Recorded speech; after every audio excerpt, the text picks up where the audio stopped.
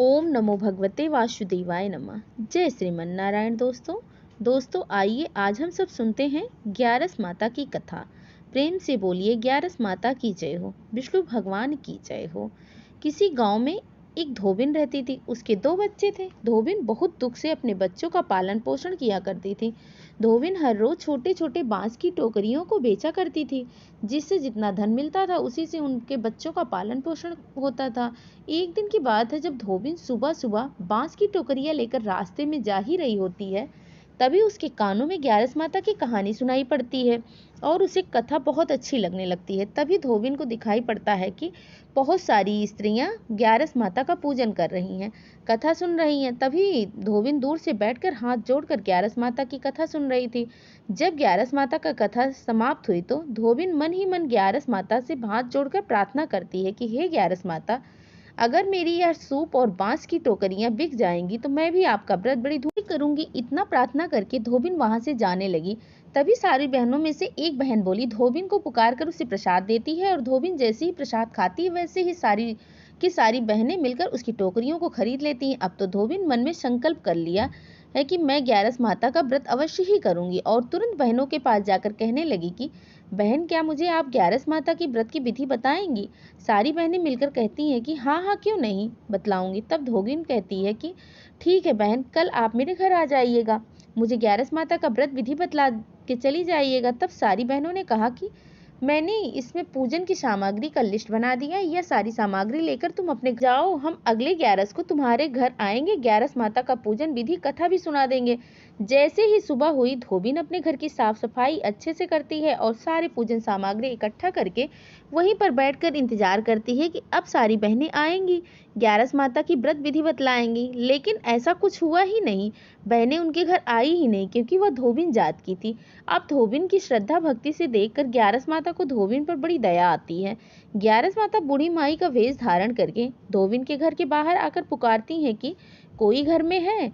तभी धोबिन बाहर निकलती है और बूढ़ी माई के पास आती है और कहती है कि माँ माँ कहिए कैसे आना हुआ। तब धोबिन की बातें सुनकर वेश रूपी ग्यारस माता कहने लगी कि बेटी, मैं अपना आना बाद में बताऊंगी, पहले तुम यह बतलाओ कि तुम इतनी परेशान क्यों हो, क्या कारण है, मुझे बताओ ना। धोबिन बूढ़ी माई को अपने घर के अंदर प्रवेश कराती है और कहती है कि माँ देखिए, कल मैं सुबह के समय जब बाजार में सूप टोकरियां बेचने जा रही थी, तभी मुझे ग्यारस माता की कहानी सुनाई दी। कथा मुझे बहुत अच्छी लगी और उसके प्रसाद ग्रहण करते करते मेरे सूप और टोकरियां सारे बिक गए। तभी मैंने संकल्प किया कि ग्यारस माता की व्रत विधि करूंगी।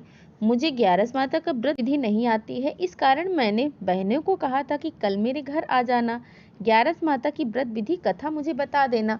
उन सब ने कहा था कि मेरे घर आएंगी, शायद मैं छोटी जात की हूँ ना, इसीलिए वो नहीं आई। तो कैसे पूजा करूं, आप ही बताइए।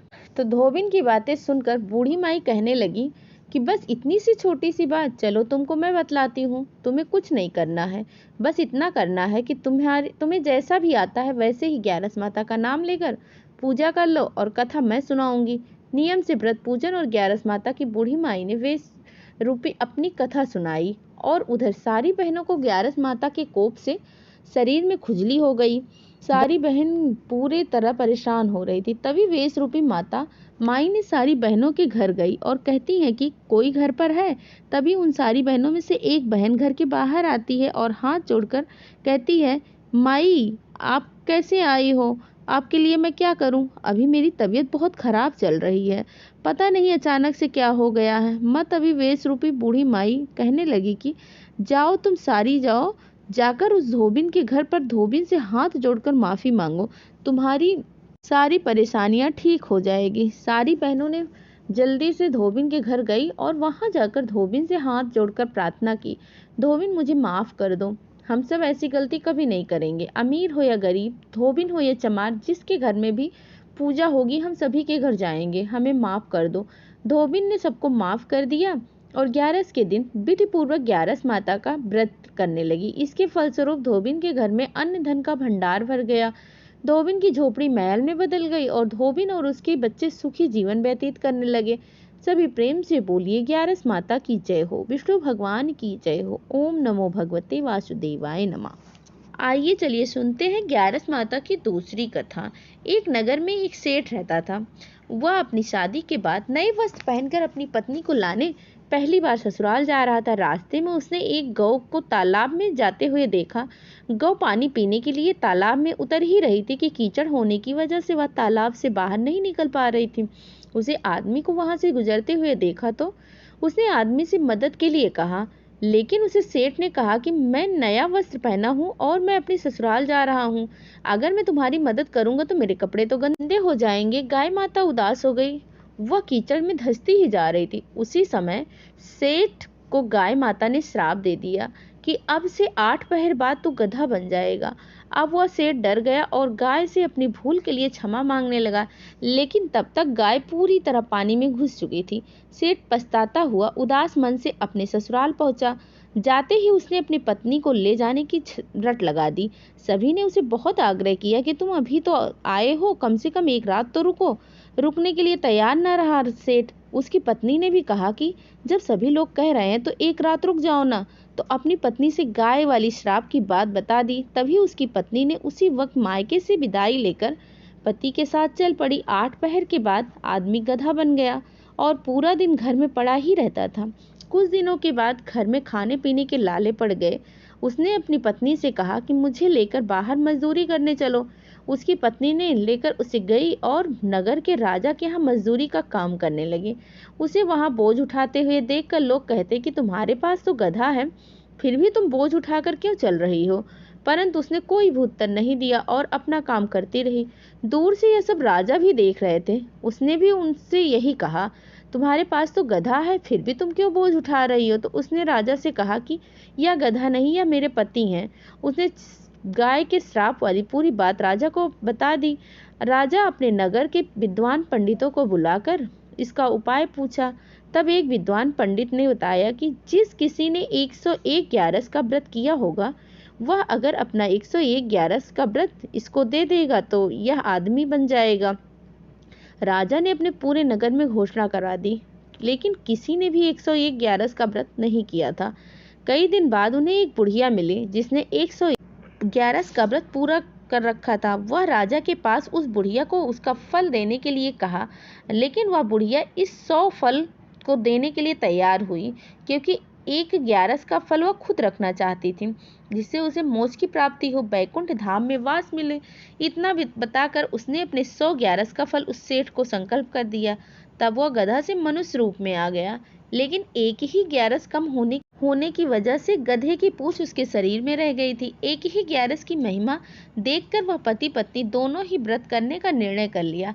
पति पत्नी मिलकर 11 का व्रत करने लगे। 1 पूरा होते ही सेठ की पूरी पूंछ गायब हो गई और 11 माता की कृपा से उनके घर में धन धान्य भर गया। 11 माता की जय हो। ही 11 माता, जैसी कृपा आपने उन पति पत्नी पर की, वैसी ही कृपा अपने सभी भक्तों पर बनाए रखना। प्रेम से बोलिए 11 माता की जय हो। विष्णु भगवान की जय हो।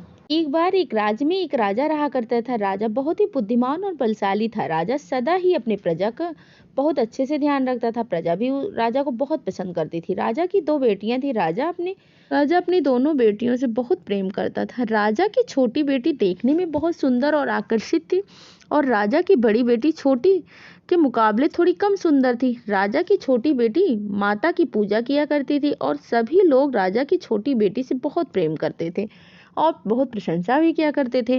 राजा भी अपनी छोटी को बहुत ही अधिक प्रेम किया करते थे, जिसके कारण राजा की बड़ी बेटी को अपनी छोटी बहन से बहुत नफरत होने लगी थी। राजा की दोनों बेटियां जब बड़ी हुई तो तब एक पड़ोस के राज्य में रहने वाले राजकुमार राजा की बड़ी बेटी के लिए रिश्ता लेकर आए। लेकिन जैसे ही उस राजकुमार की नजरें राजा की छोटी बेटी पर पड़ी, वह राजकुमार राजा की छोटी बेटी पर आकर्षित हो गया और छोटी बेटी से पहली नजर में ही प्रेम करने लगा।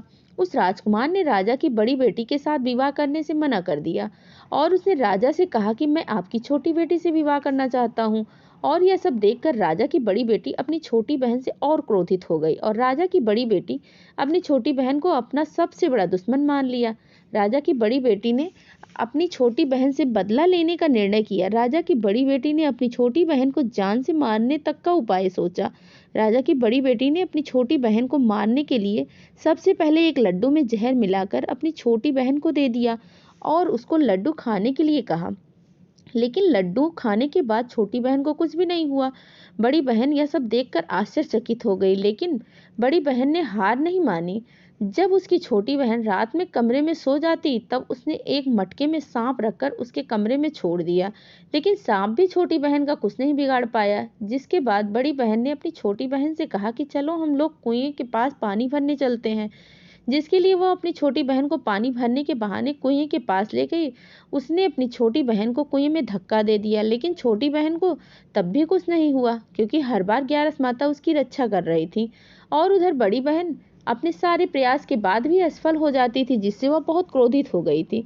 फिर उसने छोटी बहन को पास जाकर उससे प्रश्न किया कि मेरी छोटी बहन, क्या तुमको पता है भगवान ने सबको मृत्यु एक निश्चित समय पर लिखी है, और कैसे तुम्हारी या मेरी मृत्यु होगी, क्या क्या तुम जानती हो?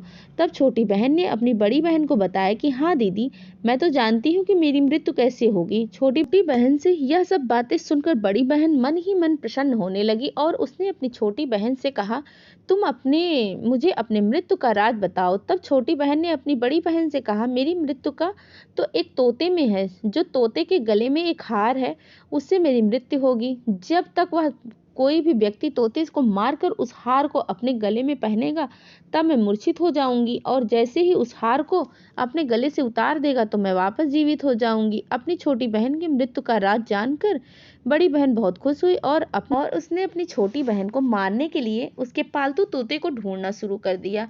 और छोटी बहन को इस बात का आभास हो गया कि कोई उसकी जान लेना चाहता है।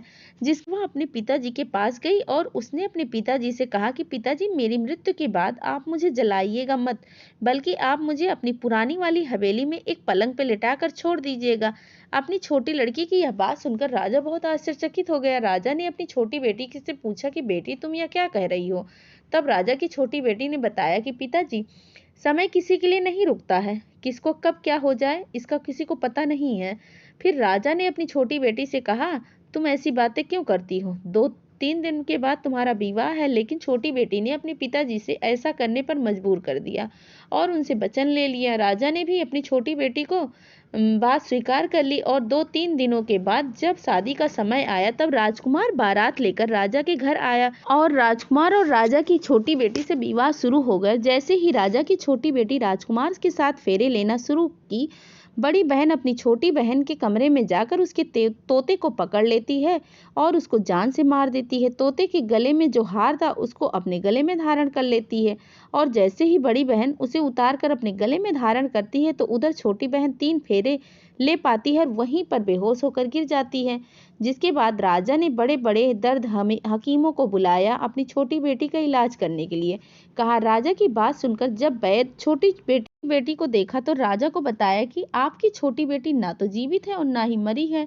ऐसा मैं पहली बार देख रहा हूँ। राजा ने वैद्य और हकीम को यह बात बाहर बताने से मना कर दी और उनको कहा कि अगर तुमने यह बात किसी को बाहर बताई तो तुमको फांसी दे देंगे। राजा ने अपनी छोटी बेटी को पुराने महल में ले जाकर एक पलंग पर लेटा दिया और वहां पर कुछ सैनिकों को तैनात कर दिया। इसके बाद राजा वापस अपने महल पर आ गया। राजा की बड़ी बेटी अपने पिताजी के पास आई और कहने लगी, पिताजी, अगर यह शादी संपन्न नहीं हुई तो आपकी इज्जत का क्या होगा? आप कहें तो मैं इज्जत बचाने के लिए राजकुमार से शादी करने के लिए तैयार हूँ। जिसके बाद राजा ने अपनी बड़ी बेटी की बात मान ली और राजा ने अपनी बड़ी बेटी का विवाह छोटी बेटी के कपड़े पहनाकर मंडप में भेज दिया। लेकिन राजकुमार यह जान गया कि यह राजा की छोटी बेटी नहीं बल्कि यह राजा की बड़ी बेटी है। लेकिन जब राजकुमार ने शादी करने से मना किया तो सभी लोगों ने राजकुमार को बेबस कर दिया। राजा की बड़ी बेटी से बचे हुए फेरे को संपन्न करवा दिया गया और विवाह संपन्न हुआ। जिसके बाद राजकुमार राजा की बड़ी बेटी को अपने महल ले गया। विवाह होने के बाद राजकुमार उससे ना तो बात करता था और ना ही उसे पसंद किया करता था और ना ही उसके आसपास भटकता था। राजकुमार ने यह फैसला लिया कि वह अपनी प्रेमिका को ढूंढ कर ही रहेगा, यह जानकर रहेगा कि उसके साथ क्या हुआ था। एक दिन राजकुमार अपने घोड़े पर सवार होकर राजा के पुराने महल के पास पहुंचा। वहां पर उसने कुछ सैनिकों को देखा। महल के पास पहुंचकर राजकुमार ने जब महल में को ध्यान से देखा तो समझ गया कि यह तो हमारे ससुर जी का महल है। तब राजकुमार ने सैनिकों से पूछा कि तुम लोग यहाँ क्या कर रहे हो और इस महल के अंदर उस पलंग पर कौन लेटा है। जिसके बाद सैनिकों ने बताया कि यहाँ पर राजा की छोटी बेटी लेटी है। यह सुनकर राजकुमार बहुत प्रसन्न हो गया और वह तुरंत अपनी प्रेमिका के पास पहुंच गया और उसकी सेवा करने लगा। जैसे ही रात हुई तो राजा की छोटी बेटी उठकर खड़ी हो गई। राजकुमार यह सब देखकर बहुत खुश हो गया और उसने अपनी प्रेमिका से पूछा कि तुम यहाँ क्या कर रही हो, तुम मेरे साथ मेरे घर चलो। राजा की छोटी बेटी ने राजकुमार को सारी बातें बता दी कि मेरी जान एक तोते में बसती थी और मैंने यह बात सिर्फ अपनी बड़ी बहन को बताई थी और मुझे पता है कि उसने ही मुझे मारने का प्रयास किया है। उसके पास एक हार है जिसको वह सुबह पहन लेती है और रात को उतार देती है और जब तक वह हार पहन कर रखती है तब तक मैं मूर्छित रहती हूँ और जैसे ही वो हार उतार देती है तो मैं जीवित हो जाती हूँ और जब तक मेरी बड़ी बहन के पास वह हार रहेगा तब तक मैं ऐसे ही जीवित और मूर्छित होती रहूंगी और अगर मेरी बड़ी बहन के पास जो हार है वह मेरे हाथ लग जाए तो मैं हमेशा के लिए जीवित हो जाऊंगी। राजकुमार यह सब बातें सुनकर राजा को छोटी बेटी के पास रहने का निर्णय ले लेता है और उसने अपने बचे हुए सारे फेरे उस पलंग में लेट राजा की छोटी बेटी के साथ ले लेता है और अपना विवाह पूर्ण कर लेता है। वहीं पर वह रहने लगता है। देखते ही देखते कुछ समय में राजा की छोटी बेटी और राजकुमार की पत्नी गर्भवती हो गई। एक दिन राजकुमार को किसी काम से बाहर जाना पड़ा। तब छोटी बहन के पेट में बहुत तेज दर्द होने लगा, जिसके बाद उसने माता का आह्वान किया। जिसके बाद वहां पर माता प्रकट हुई और उन्होंने अपने भक्तों के दर्द को दूर किया, एक पुत्र की प्राप्ति करवाई। वहीं पर अचानक से राजकुमार भी आ गया। राजकुमार ने ग्यारस माता को देखा तो वह बहुत आश्चर्यचकित हो गया और उसने तुरंत ग्यारस माता को प्रणाम किया और ग्यारस माता ने राजकुमार से कहा, जब तक तुम्हारा पुत्र 5 वर्ष का न हो जाए तुम आकर अपनी पत्नी का हार इसके गले में डाल देना। और देखते ही देखते राजकुमार और राजा की छोटी बेटी का पुत्र 5 वर्ष का हो गया। तो राजकुमार अपने बेटे से कहता है कि बेटा मैं कुछ काम से बाहर जा रहा हूँ, तुम अपनी माता का ध्यान रखना। और वहां से वह चला जाता है। राजा को बाहर निकलता देखकर बड़ी बहन के सैनिक देख लेते हैं और बड़ी बहन को जाकर सारी बात बता देते हैं। जिसके बाद बड़ी बहन अपनी छोटी बहन के पुत्र को वहां से उठवा लेती है और उसको मरवा देती है। छोटी बेटी के पुत्र को 2 टुकड़े करवा देती है। पहला टुकड़ा चक्की के पास छुपा देती है और दूसरा टुकड़ा अपने पलंग के नीचे रख देती है। अब ग्यारस माता भिखारी का रूप लेकर आती है। एक भिखारी का रूप रखकर बड़ी बहन के पास चली जाती है। के बाद वहां पर भिक्षा मांगने लगती है तो बड़ी बहन अपने नौकरों से कहती है कि जाकर भिक्षा दे दो। लेकिन जैसे ही नौकर ग्यारस माता को भिक्षा देने के लिए आते हैं तो माता उन्हें मना कर दे लेती है और कहती है कि मैं तुम्हारी महारानी से ही भिक्षा लूंगी। जिसके बाद बड़ी बहन स्वयं ही भिक्षा देने के लिए माता के पास आती है। तब माता एक बिल्ली का रूप लेकर उसके कमरे में चली जाती है और वहां पर छोटी बेटी के पुत्र के 2 टुकड़ों को आपस में जोड़ देती हैं और उसे जीवित कर देती हैं। फिर उसे वहां से ले जाती हैं। राजकुमार अपने बेटे को लेकर अपनी पत्नी के पास जाता है और उससे कहता है कि तुम इसका ध्यान रखना और अगर इस बच्चे का अच्छे से ध्यान रखोगी तो मैं तुमसे बात करूंगा। एक दिन राजकुमार अपने बच्चे से कहता है कि तुम मम्मी से उनके गले का हार मांग लो। तो अपने पिता की बात मानकर राजकुमार का लड़का अपनी मम्मी से के पास जाता है और कहता है कि मम्मी मुझे तुम्हारा हार चाहिए। यह सुनकर पहले तो बड़ी बहन बहुत क्रोधित होती है, पर उसको यह याद आता है कि राजकुमार ने कहा था कि अगर इस बच्चे का ध्यान रखेगी तभी वह इससे बात करेगा। जिसके कारण वह हार उस बच्चे को दे देती है और वह तुरंत हार को ले जाकर अपने पिताजी को दे देता है। तभी राजकुमार अपने बेटे को लेकर वहां से जाने लगता है और अपनी पत्नी से कहता है कि तुम हमारे लिए खाना बनाकर रखना, मैं शाम को आकर तुम्हारे साथ खाना खाऊंगा। और वह अपने बेटे को लेकर वहां से चला जाता है। जिसके बाद वह राजा के पास जाता है और उसको अपनी सारी सच्चाई बता देता है। राजा अपनी बड़ी बेटी की यह करतूत सुनकर बहुत ज्यादा क्रोधित हो जाते हैं और अपनी परवरिश पर ही दोष देने लगते हैं। राजकुमार को अपनी छोटी बेटी के साथ रहने के लिए आदेश दे देते हैं। इस प्रकार ग्यारस माता की कृपा से राजकुमार और राजा की छोटी बेटी सुखपूर्वक रहने लगे। प्रेम से बोलिए ग्यारस माता की जय हो, एकादशी माता की जय हो, विष्णु भगवान की जय हो, लक्ष्मी माता की जय हो। ओम नमो भगवते वासुदेवाय नमः। जय श्रीमन नारायण। धन्यवाद।